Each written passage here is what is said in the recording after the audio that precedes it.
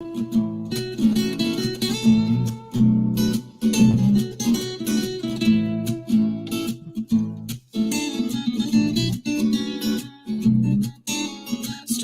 time with Mr. Lamada. He will be starting soon. Oh, story time with Mr. Lamada, where all your dreams come true. Oh, he brings to life your favorite stories with a great big smile.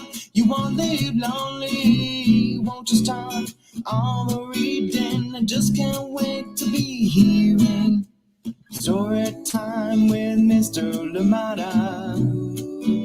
He will be starting soon. Oh, story time with Mr. Lamada, where all your dreams come true. Oh,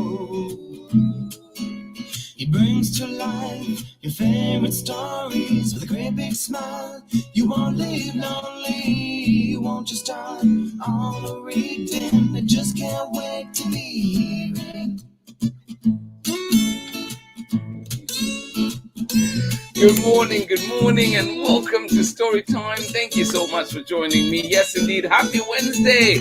Short weeks for me because we started our week yesterday, and of course, it's only 4 days, so we're here Wednesday. Thank you so much for joining me on Story Time. I am glad you're here as always, and of course, we have one of my favorite authors today. We're reading one of the books from INNOSANTO NAGARA. Thank you so much to him for allowing us to share this book here, and of course, a big thank you to 7 Stories Press as well for allowing us to share this book, and of course Triangle Square. Thank you so much for joining in Story Time. I am glad we're here together. I hope that you're ready. I hope that you're comfortable. And like I said, M is for movement is here today. And this one is from INNOSANTO NAGARA. And of course, you know he's brought us many books, including The Things We're For. And of course, author of A is for Activist and many others, Counting on Community, and many, many more that we've shared here on Story Time. Thank you so much for joining in. Yes, indeed. M is for movement, or aka humans can't eat golf balls. Yes, indeed.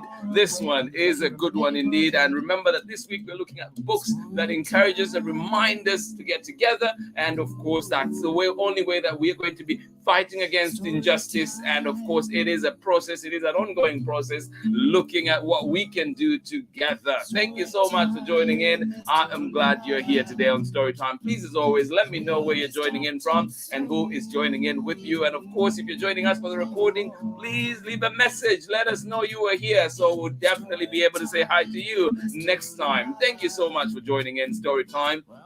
I am glad we're here. I was a little worried that maybe we might not be able to come on today. We had power cuts out here in my neighborhood, but we're back, we're on, and we're here. Thankful for that. Good morning to you and welcome. How is it where you are? I am glad we're here together. Today is for movement. Indeed, this one from INNOSANTO NAGARA, and of course, Triangle Square and 7 Stories Press. Thank you so much for joining in. Oh, yes, indeed. Excited for this one. It is a little bit of a long one, so please do get ready, do get comfortable, get all those snacks ready, and we will be getting started very, very shortly. We're not going to read the whole book. We're going to read part of it, some of it, but even those little bits that we're going to read are absolutely exciting. Yes, indeed. I am glad we have this one here with us today. M is for movement. Absolutely. I hope you are around there also moving, literally moving, shaking, shake it off, get ready, get comfortable. Story time is about to start.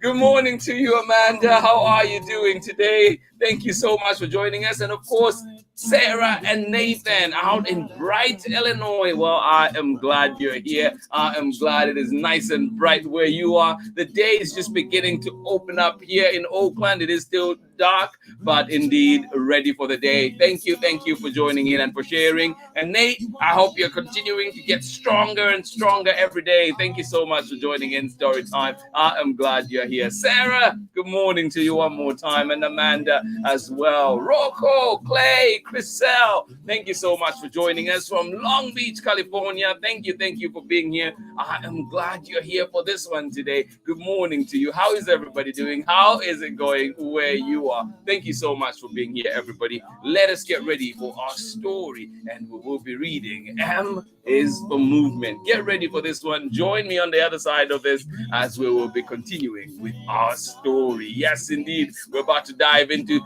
some stories from INNOSANTO Nagara's childhood, and they will be fun indeed. Thank you so much for joining in. Catch you on the other side of this message. This is Anika Rose-Reese, author of The Teacher's Pet, Watch Out for Wolf, Love Sophia on the Moon, the Anna Banana chapter book series, and Hide and Don't Seek and other very scary stories. And you are watching Storytime with Mr. Lamata. Thank you, Anika. Here we go. M is for movement. And this one from the award-winning author INNOSANTO Nagara, author of A is for Activist, The Things We're For, Wedding Portrait, and yes, many others that we've shared here on Storytime. Here we go. M is for movement. We're going to start off with chapter 1. And it has amazing art. As you know, INNOSANTO Nagara's art is just so beautiful. We're going to start with chapter 1. But first of all, M is for movement. Yes, also known as Humans Can't Eat Golf Balls by INNOSANTO Nagara, written and illustrated by INNOSANTO Nagara. And this one from Triangle Square and 7 Stories Publishing. A big thank you to them for allowing us to share this book here on Storytime. Let us enjoy. All right, so we're starting off with chapter 1, Monsoon Born. What is that one about? Here we go. I was born in the eye of a monsoon storm. And we can get talking about monsoon storms one of these days. Or maybe you can do some research and tell me later. The storm had been pounding the island for days. My parents lived in a small house in the Kampong on the island of Java. Kampong means village from a long time ago, when you had to walk through the forest and rice paddies to get from one to the next. Back then, each kampong was part of a kingdom, and there were many kingdoms here. And Chriselle, Rocco, and Clay, I hope I'm getting that correctly. I don't know if it is how you pronounce it. I don't know, but we'll try. Although this one is from Indonesia. Let's try. All right. The kings were always wanting more power, and sometimes they would go to war with each other. The villagers were always caught in the middle. They would pretend they loved their king and hated the king next door. But all the kings took their rice and made their young boys fight and kill and die in their wars. The villagers didn't really care which king was their king. Everyone, except for the royal family, hated the king. Our island may not be what you think of when you think of an island. For one thing, it's huge. It takes 3 days to drive from one end to the other. Over the years, the kampungs grew into cities, the cities into big cities, and the big cities into one huge metropolis. There are no longer any rice paddies left.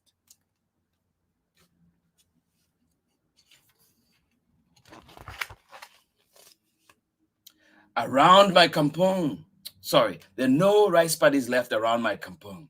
Just houses and streets and more houses and more streets. By the time I was born, 10 million people lived in my city. That's huge. My kampung is called Menteng. My city, Jakarta, the capital of Indonesia. There are 17,000 islands in my country.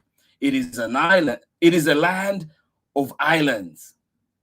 So many that you can't see them all on a map.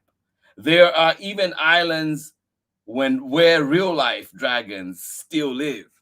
It's true. Look up Komodo dragons if you don't believe me. On Java, it wasn't unusual to have storms that time of the year. It was monsoon season, but this storm came during another kind of storm, a political storm. A time when people were clashing over who should rule the country, a time of turmoil. I was just being born, so I didn't care about any of that. And my parents, who usually cared a lot about that, about what was going on in the country, that night only cared about me being born. The storm raged on for days, and many parts of the city were flooded.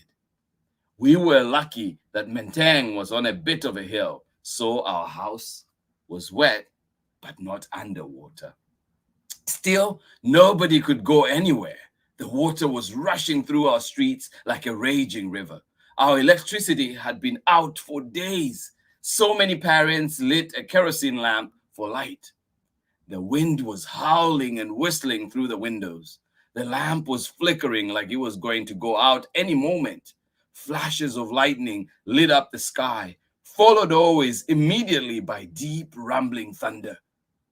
Nobody was going out in that storm, not even to have a baby. Then, almost suddenly, the whistling of the wind stopped, and the pounding of the rain on the roof died down. You could still hear the storm rumbling off in the distance, and there was a light pitter-patter, and there was a light pitter-patter of small raindrops hitting the windows. But otherwise, all was still. All was quiet. It was the eye of the storm. It was then that I let out my first howl, and the whole kampung knew I was born. Welcome to the world, INNOSANTO. By the way, I think I forgot to mention to you that while this may feel like a true story, not everything in it is exactly true. Some of it happened. Some of it could have happened. Some of it happened to me and some other people. Some of it may never have happened at all, at least not exactly in the way I am telling the story. Right? But I am not making this all up out of nowhere. What I am telling you about is real. Stories can be real even if they're not true stories. And are you okay with that? Are you sure? Good. I will go on now then. Soon the eye of the storm passed, and our kampung was pounded by the rain and wind and thunder and lightning again. My family hunkered down until it passed. And after it did, there I was, the new baby in Kampung Menteng. When the roads were cleared, our friends and relatives came to visit. They brought food for my parents and gifts for the new baby. They tickled my toes and pinched my cheeks and made silly sounds that grown-ups like to make to babies to freak them out. I mean, to get them to laugh. Since I was the first child to anyone in my parents' group of friends, and I was the first grandchild in our family, everyone was really excited that I had been born. Everyone, that is, except for the minister. Who is that? The government minister was an important person in Indonesia. He was just one step down from the president, and pretty much nothing happened without his permission. So everyone tried to be on his good side, and even when they didn't like him. My parents brought me to visit the minister, since that's what you did. When you're a new baby, everyone who really cares about you visits, and people like the minister expect your parents to bring you to them. Of course, he said all the nice things people say when they are introduced to a new baby. Being a baby, I just did what babies do. I spit up on him. He wasn't pleased about that, but it wasn't nothing personal. I spit up on a lot of people I liked back then. I spit up on people, on my parents and other baby friends. Spit up wasn't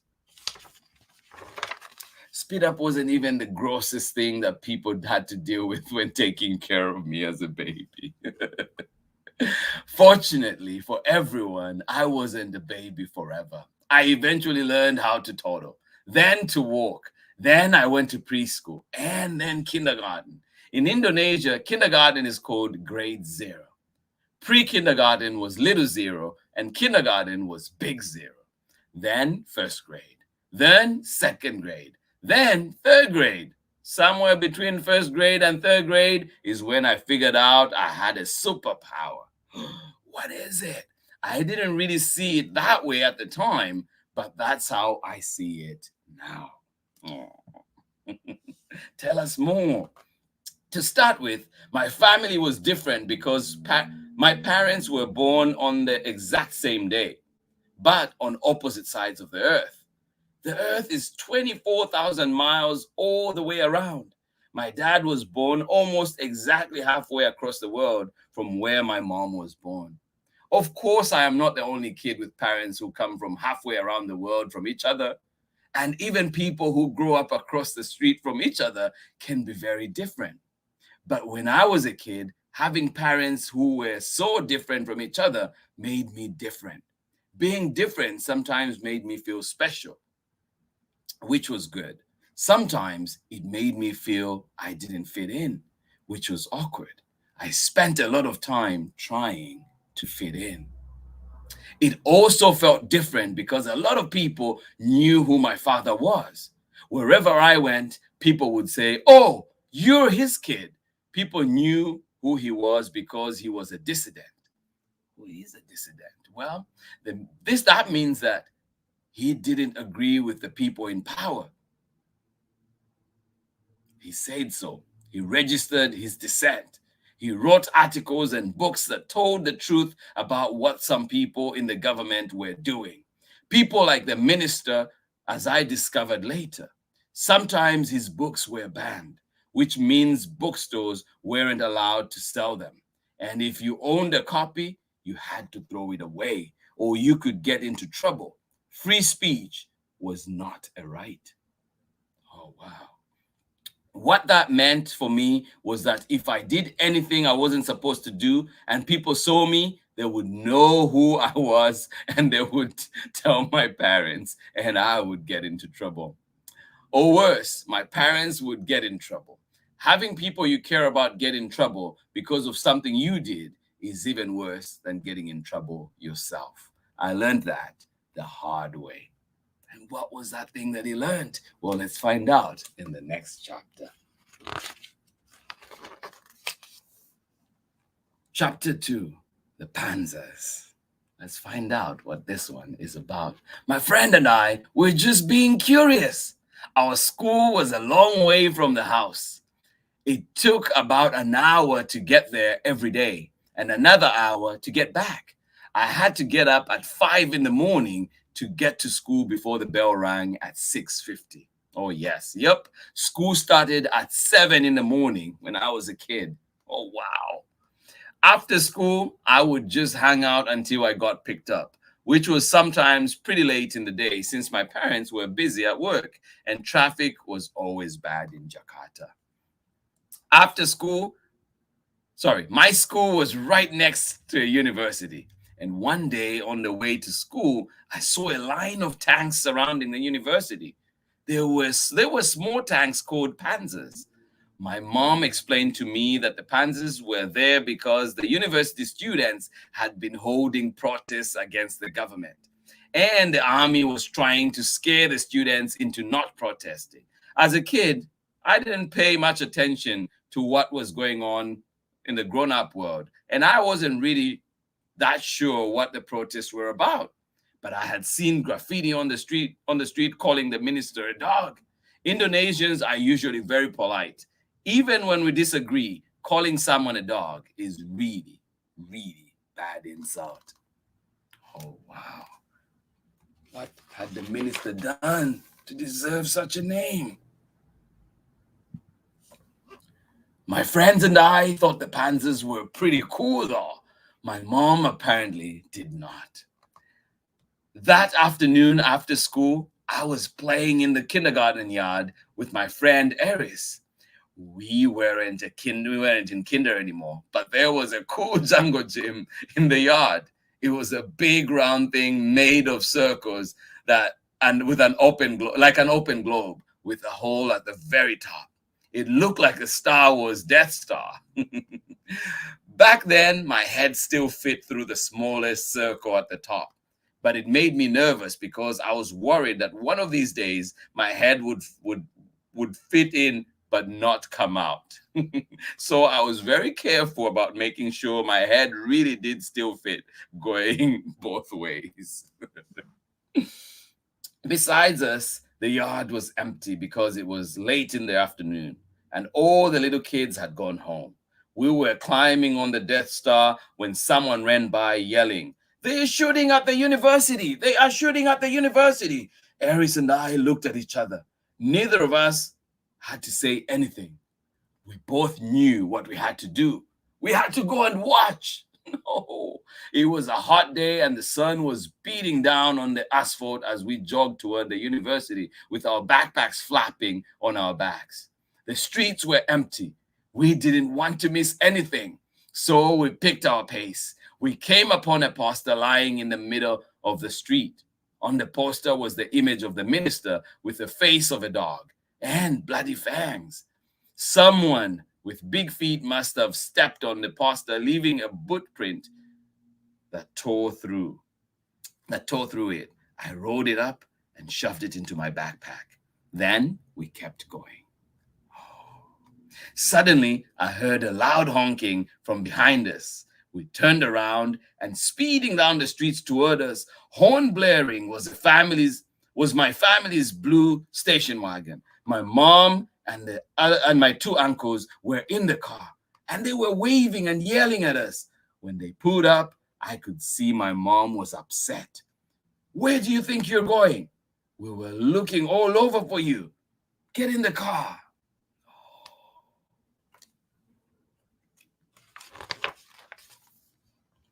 We heard that they were shooting at the university students, so we were going to watch.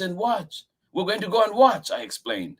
It wasn't that it had never occurred to me that my mom would be against it. I knew she didn't like the Panzers, and my parents had explained to me some of what was going on and why we needed to be careful these days. They told me we had a really mean president. He used to be a general in the military and was used to everyone following his rules. Nobody was allowed to criticize him or his ministers. People who did would end up in jail. Or worse. Oh my. I felt like I understood the situation and I knew what to say and what not to say. But if things weren't going down, wasn't everyone going to watch? It only seemed natural. Apparently, my mom didn't think so. Her eyes narrowed to a squint and she barked. "What? You heard they were shooting the students and you decided to go and watch? What were you thinking?" So when the military shooting at university students and you're a kid, don't go and watch. That's what I learned. I got that message loud and clear that day. But it wasn't over for us because now we were trapped. By heading toward the demonstration, we had made my mom and my uncles drive into an area that the military had closed off.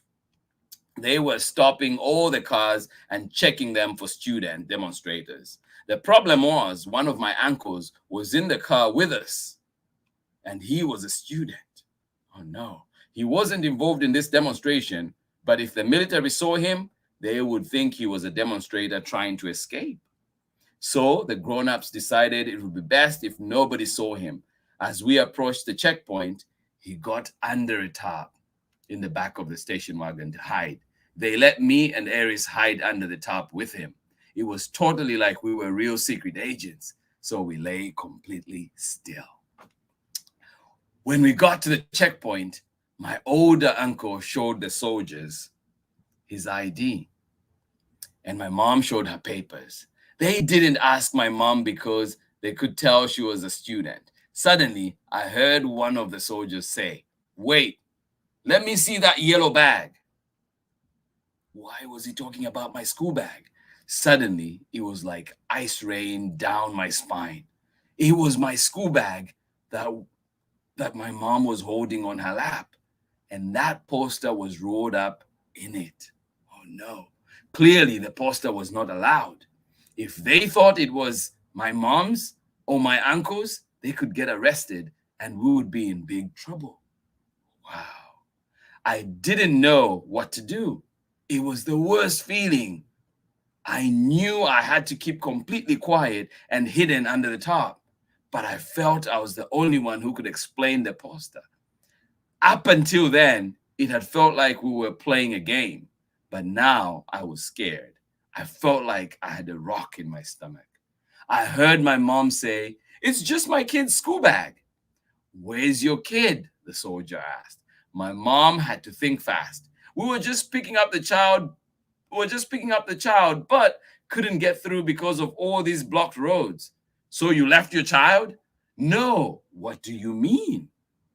"You have the bag, but not your child. What's going on here?" "Sorry, but please give me that bag." "But give me that bag, Boo." Boo is a short for Ibu, which is how you refer to a grown-up woman whom you respect, like your mother. But just because he said that, and sorry, and please, didn't mean he was being nice.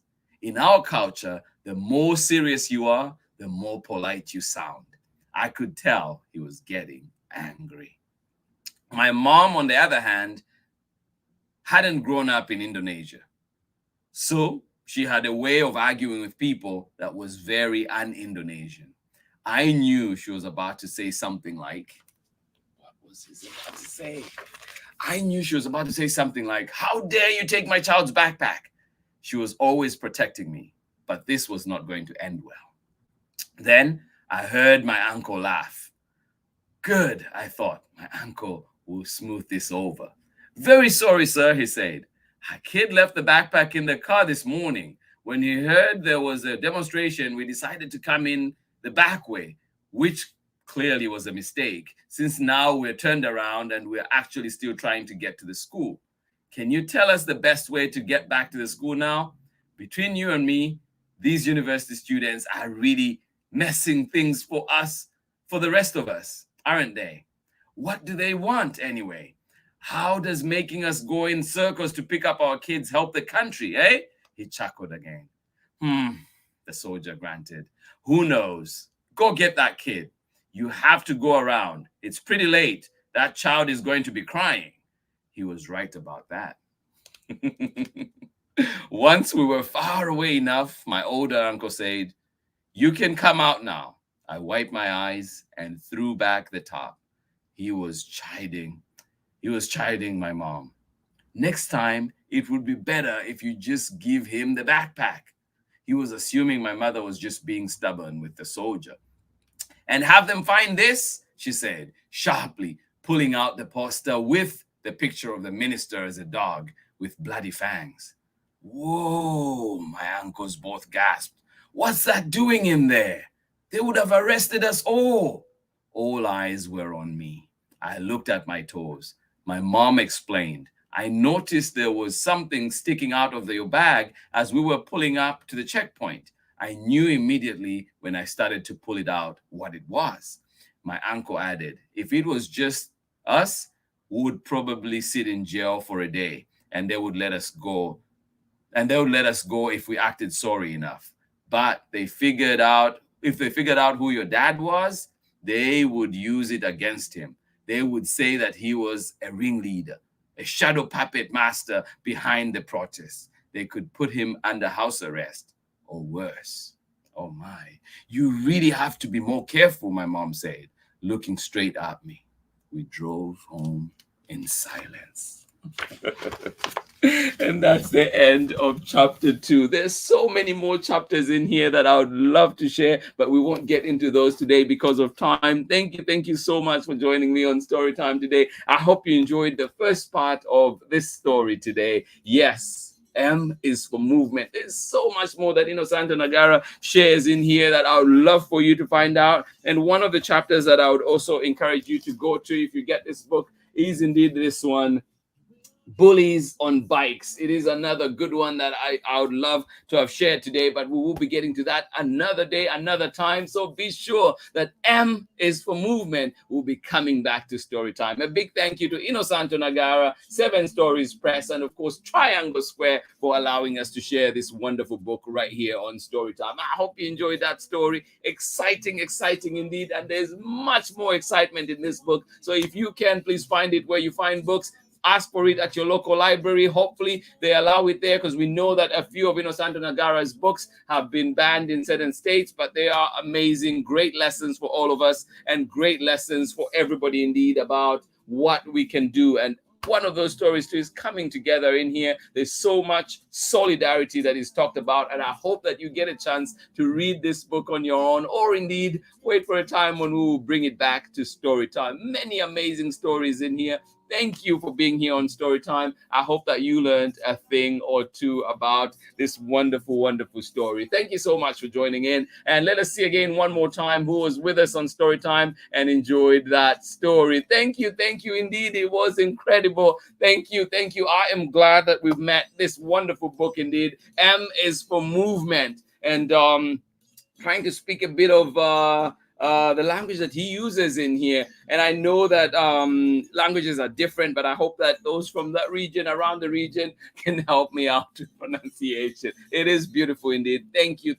And there are many more great stories in here that INNOSANTO talks about. Thank you so much for joining in Storytime. I am glad we are here. Well, talking about languages, there's one book that always will make me speak some Korean. And trust me, it is a struggle every time, but I will give it a try again tomorrow, bringing back one of my favorite books indeed, this one coming back to Storytime. Intersection Allies. We make room for all. See how these amazing little ones come together in solidarity, and indeed showing up, turning up for each other, and speaking up as well, showing up in many different ways. Thank you so much for being here. Join me tomorrow for Intersection Allies. We make room for all. Thank you so much for joining me on Storytime today. Always a pleasure to be here with you. I enjoy every minute, and indeed sharing great stories together. Like I say always, if you do have stories that you would love to see on Storytime, please send me the recommendations. Let me know, and we will do our very best to bring them here on Storytime. Thank you so much for joining me today for M is for Movement.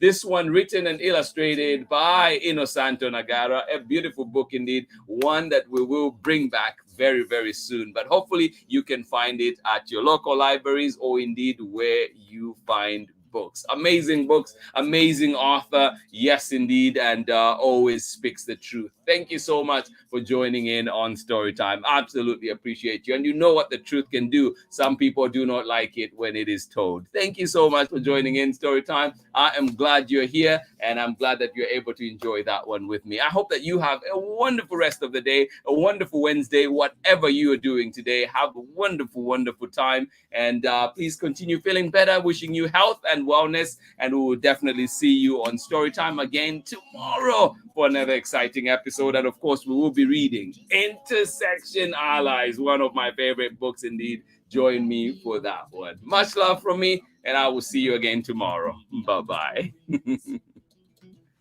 me all of your stories. Some stories from far away, others right here in my neighborhood. Story time. Ooh. Story time. Story time with Mr. Lamada. He will be starting soon.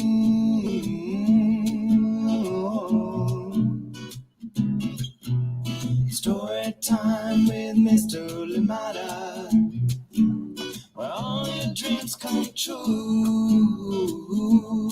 Oh.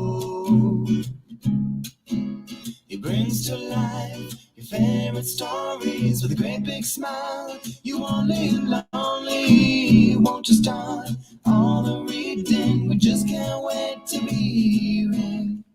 Brings to life your favorite stories with a great big smile. You won't live lonely, won't you start all the reading? We just can't wait to be